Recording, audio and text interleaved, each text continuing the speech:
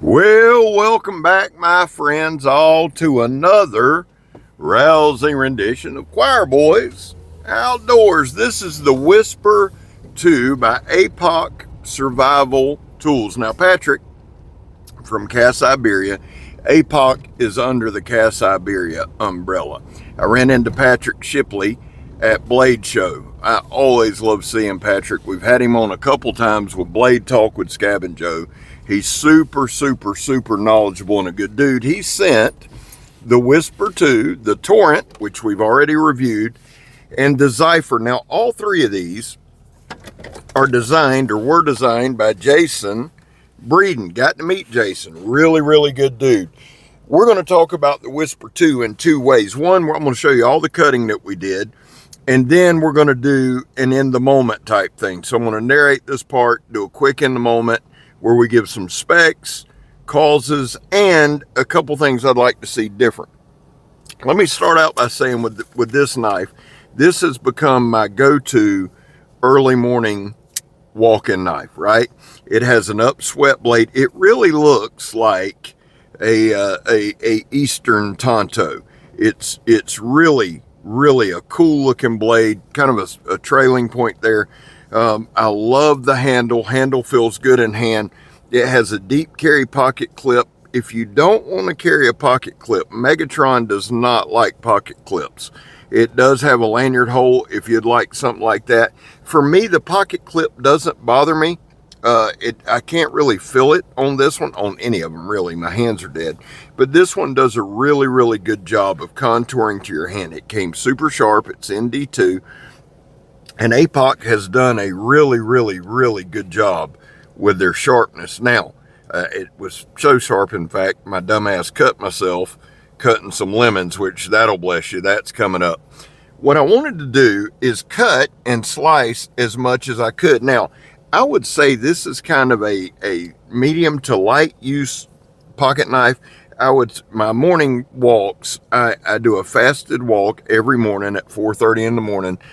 I wear sleep pants, tennis shoes, and a t-shirt. I don't want to put on belts and all that. So this knife is perfect for that. It's light, it's well balanced. The other thing with it is it's easy to deploy. Locks up really well. We're going to talk about the lockup in the second segment. But the thing is this. On my walks, I like carrying a knife. I like having a knife. Do I really need it for self-defense? No, not really. But I like having one on me. I'll walk by some woods, and it's not just people, meth craft or Mitch or anything like that. It could be animals. It can be anything. I want to be prepared, right? I don't want to stab an animal. You know what I'm saying? I don't want to get attacked by a rabid squirrel, though, either, or some kind of... We have monkeys in Green Cove Springs, believe it or not. I don't want to get attacked by them, either. And I'll be honest with you. I'd rather stab meth crafter Mitch than any animal on this planet, but that's neither here nor there. The thing that I like about the knife is threefold. It's just cool looking, man. I mean, let's not pretend that's not a factor. I get... Y'all know we're not super serial on this channel anyway, but it just looks badass. I am a function guy. The channel is all about function, but when we get a piece like this, I love it. It's fast to deploy, it's light to carry, and it's sharp. So I can get to it, I can open it, I can use it. The other thing I like carrying a knife on the walk for, a lot of times, it's God's honest truth, I'll pick up a stick, and while I'm walking, just kind of whittle. Just kind of, it's nervous energy. I enjoy doing that. Look at that thing, man. It really is a cool looking pocket knife, right? The thing is, too, Kirk liked it. And if Kirk likes it, that's a big deal. You see the lockup there. Now, you can see it's leaning a little, maybe just a hair past center there, and it will go all the way over. And I want to discuss that in the next segment. Now, I very wisely and strategically eliminated the part where I sliced my damn thumb open, and then the lemon juice got in it. I was going to leave it in, but the amount of cursing that I did, I didn't need to show that. And the truth is, guys, when you use a knife every day, sometimes you can get a little lax. I cut myself more than any human being on the planet. I get it. I do. That's probably not going to change anytime soon. It goes to the sharpness of the knife. Now, This is a great little hiking knife.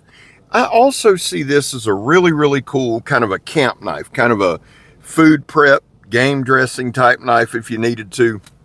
It can fill a lot of roles. There's a lot of times at night too, man, that I'm just kind of strolling around in sleep pants at the house. You know, when you get old, you do that kind of thing. I like having a knife on me at all times, guys. And for those of you that are new here, we don't do the self-defense and all that, self-offense. Nothing against it. I have great admiration for those who study it and practice it and do all that. I like having a knife on me because I'm always needing a knife to do something. And if I'm not needing one, I'm trying to find things to do one. Now, right here, it goes through the rope of death pretty good. And the reason I call it the rope of death, of course, 3-4 cuts. That rope right there's got more sand, more dirt, more aluminum stuff in it than you can ever imagine, and it will wreck an edge. The Whisper did very, very good with it. Now, slicing extension cord, I've explained that at length. I had a job one time where I had to splice and slice a lot of cord to hook a signal to it so I could walk it out. And I thought then this is just a good little test to do. I like doing it, right? It shows kind of the sharpness of the knife and the controllability of the knife. There we're just doing some push cuts on some rubber hose. That's not extension cord. So it handles that well. I will say this too, putting the pressure like that. All right, watch, push. And I always put too much force. But to me, that puts a little bit of pressure on that pivot pin. The knife did very, very, very well in all these tests, especially when it comes to slicing. It's D2. Now, putting pressure on the knife causes this right here. I'm going to show you. See how far that lock goes over? In the next segment, I'm going to show you what I think would fix that. It's got nothing to do with design. It's more of a manufacturing thing. There you see the balance point. And for a pocket knife, you guys can tell me what you look for. It's a good balance. It's a well-balanced knife. The other thing with a well-balanced, sharp knife is this. You can do damn near anything you want to do with it. In a pinch, if I really needed to survive, scabs are a good survival knife. The knife you have on you is what you're going to have to survive with. That's why I am a huge advocate of building a skill set with anything. And APOC Survival Tools, I'll give them this credit. They make knives sharp. A sharp knife is a safe knife, right? Unless old Scabs got it. But the thing is this, if I got a sharp knife, I'm still in the fight. And again, not talking about defense or offense. I'm talking about just theoretically, right? You're in the fight. You can survive if you need to do some food prep, if you need to build some traps, whatever you need to do, this knife will do. And if you need to defend yourself, it will do that. I do like that it deploys very, very quickly. I do like that it has a black pocket clip that is deep carry, so you can just shove it down in there. I wear a lot of BDUs, camos, stuff like that, darker colors. So if I want this thing to disappear, it will disappear. I enjoy that. We're not always trying out there freak out grandma and the grandkids and all that. Sometimes I just like to have a low profile pocket knife with me. And this is a perfect one. No matter what knife it is, it's got a whittle. It's got to. It's something I do. It relaxes me. It centers me. The knife did it well. And a lot of that, guys, we talk about geometry but the other thing we need to talk about is blade shape and heat treat. APOC has done an amazing job, and I've done some pretty hardcore stuff. Now, not this video. I didn't. It's a pocket knife. It's a liner lock. I love the knife. Jason Breeden is really shooting up the list on my favorite designer list.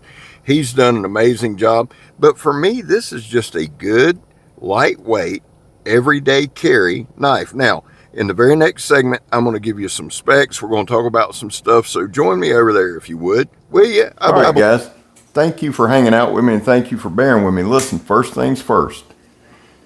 Let's talk about the liner lock, okay?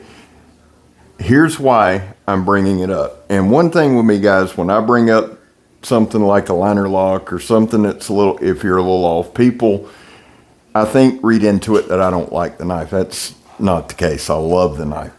The reason that it's important to me to have a lock that I can engage and disengage for a work standpoint or in the wood stand. I like single hand opening. I can't do that with all my pocket knives, but this is a flipper, and I like the knife. If I didn't like the knife, I wouldn't worry about it. And the truth is, when it comes to safety, if it's a thing where you need to shut the knife, it could be an issue. It's kind of an oddball thing, right? And it's not a huge thing. It's an easy fix. Here's the truth, though. With this knife, and we talked about it earlier, I see a camping, my morning walks, all of that. This, I don't believe, is like a hard use knife. I don't. And it doesn't have to be. I'm not going to use it that way. This is a knife I'm going to carry. What I'm going to do is put a razor polished edge on it. It'll be my morning walk. It'll be like my food knife, my fruit knife, whatever I need it to be. Love the knife. I am not a good drawer, but I drew this quick diagram here. Now you see up top, that's the way that this one is. It's squared off. And we're talking about fixing the problem from a manufacturing standpoint. I've noticed with certain higher end knives and other pocket knives, a quick fix for it is down here where this is squared off, to simply make it slanted, sloped down, slope this down more where it can't go all the way over, if that makes sense. Or you could put a little notch where it goes in the notch and back, whichever way, or make it a frame lock or whatever. When it comes to knives like this, guys, I'm not sure what the price is on this. I'm sure with APOC it's priced really, really well. And you don't want to do a lot of things to drive that price up, right? Plus, we're talking about a lot of machines, a lot of changes. That's why I think it would simply be easier in the milling process to put that just slanted. And you guys have seen it too. It will stop the lock from going all the way over and make it easier to disengage. Now, it does not do it all the time, and I don't want you to think it does. Only with hard use or squeezing the knife really, really hard, which don't squeeze the knife hard, right? That's simple. So let's do this. And again, it's not a huge deal, but it is. I do want to mention it, especially with a knife that I'm going to recommend, because yes, I will carry this. Yes, I do carry this. So I like to let you know everything about it. The weight on this bad boy is 3.4 ounces. I know that hits a sweet spot for a lot of you, or it jumped to 3.5. It's 3.4 to 3.5. That's not heavy at all. And I'm used to carrying bigger pocket knives. That's typically what I carry, and 5 or 6 of them. Now, we've cut ratchet strap. We cut a little bit of everything. You guys saw that. So let's see. I haven't done anything with it, stropping, anything like that. I need to. Still plenty of edge there. Listen, we open cutting paper, we end cutting paper, just so you can see where the edge is. People miss the boat on that, or want to be smartasses about it. Which, if I'm going to be real with you, and God knows I love every one of you, I do. I pray for you every night. If nobody ever was a smartass about cutting paper, I'd probably never cut it. But since they are, I do. I want to show y'all something real quick before we wrap it up. We've got plenty of edge there. I've noticed with APOC's D2, it is super easy to sharpen up. Jason Breeden, I really like Jason's designs. I have his 3 designs here I'm going to show you. I have another design of his from another company. I don't mix brands, guys. There's a lot of reasons for that. Like I might focus on a designer and do it that way, but when we're talking specifically about a particular knife, I don't. So this is the Whisper 2, digging it a lot. This is the Zypher. It's configured to be like a small neck knife. I will use it as a pocket fixed blade. That thing is wicked. It almost has, I'm not saying it is, but it almost has like a Kiradashi style to it. This thing right here looks like it's made for getting down with the get down. Full review on this will be coming. And then this one, the Torrent, we did the other day. I am also a big fan of this. I just love the style. This is a great, y'all know what I'm gonna say, it's a great knife. This knife performed insanely well. I love this knife a lot. I love the Whisper 2. I like where Jason's going, and APOC has done an amazing job with their products. Now, that being said, you guys know, I'm not the QVC, and that's something real quick. Let me touch on that, especially with something like this. I like APOC because I like Patrick. I like Jason. I like the designers. I like Demko. I like Mike Wallace. What will happen then is when I start off liking the people more, the more I go, the more I'll like the brand, right? It's just with me, for me to have knives on here, yes, I like trying everything, but when it comes to an actual company sending me something, there has to be some kind of connection there. There has to be. With every knife company that sends me something, there is something, and I'm not talking about best buddies taking long walks and warm showers, but there has to have been some communication. There has to have been some trust built there, right? I'll shout a lot of people out, and sometimes to my own detriment, but I'm very careful about the companies that I have on.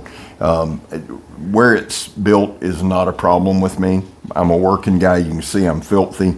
And my only thing there is, and I'll touch on it very quickly, I just believe in wherever a man and woman wants to spend their money, that's their business. They work hard for it. That being said, I've gotten to know Patrick really well. He is a good dude. He's an honest dude. I got to meet Jason at Blade Show. Awesome dude. So my thing is, it's about people, not about brands. That's why I'm always saying I'm not the QVC. The other side is this. I like the knives. If you buy them, if you don't, that's on you. My goal is to show you the best possible stuff I can about them. If there's any flaws, show you that. In the meantime, you know, we'll do what we do. Listen, let's wrap this thing up because I'm on one of them rambling deals.